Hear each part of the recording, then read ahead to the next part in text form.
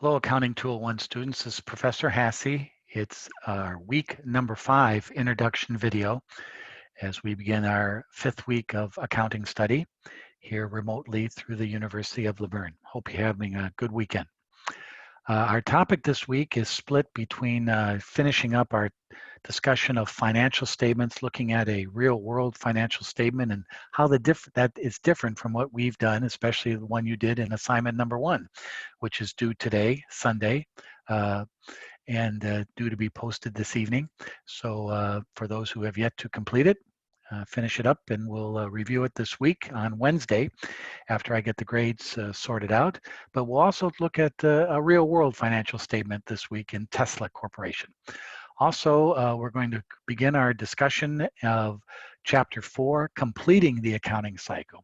Now we're going to finish up with closing journal entries and final adjusted or closing trial balance. And we're going to look at problem on page 201, problem 4-5A. That is a problem that encompasses all of the accounting cycle, chapters 1 through 4.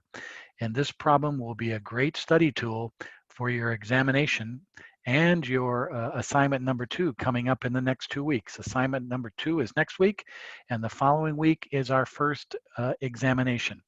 And so this will be a great problem in practice for those 2 works.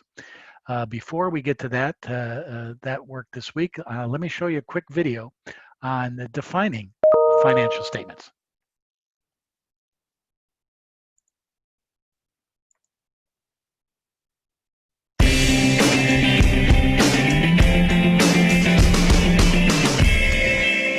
We are going to discuss 3 common financial statements: the income statement, the balance sheet, and the cash flow statement. Are you familiar with these documents and why they matter to you? If you own your own business or even run a division of a business, it is imperative that you understand these statements because they tell you about the general financial health of the company. Also, if you have ever invested or considered investing in a company, whether through the purchase of stock or through a loan, you'll want to understand the company's financial health. In this program, we will explain each of these 3 statements and what their purpose is, how to read them, and how they can be applied in a real-world setting.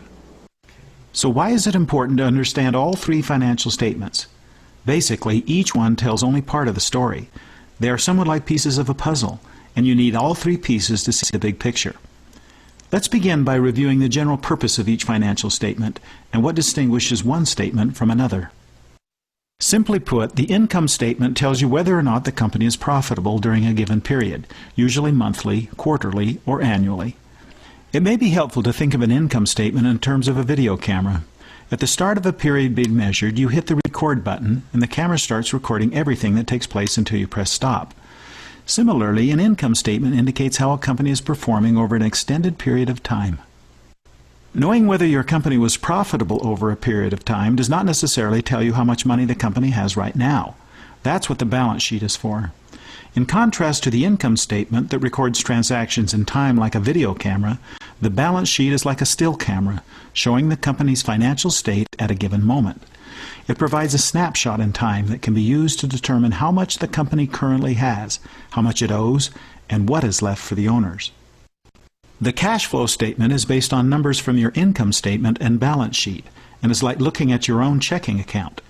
It shows you what the company did to generate cash and how it used cash during a given period of time, often monthly, quarterly, or annually, like the income statement. Thus it answers 2 questions. Where is my cash coming from, and where is my cash going?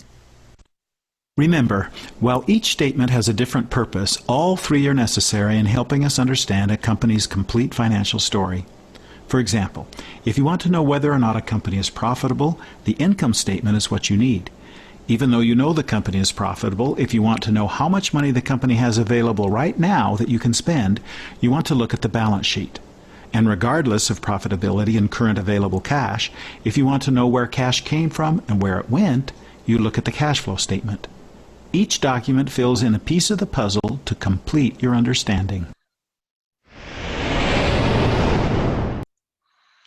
Okay, the only difference in that video to what we've been talking about in our class is the cash flow statement, which is basically the third financial statement. We've been looking at the retained earnings statement, but the retained earnings statement is really only is like a sub-statement to the balance sheet.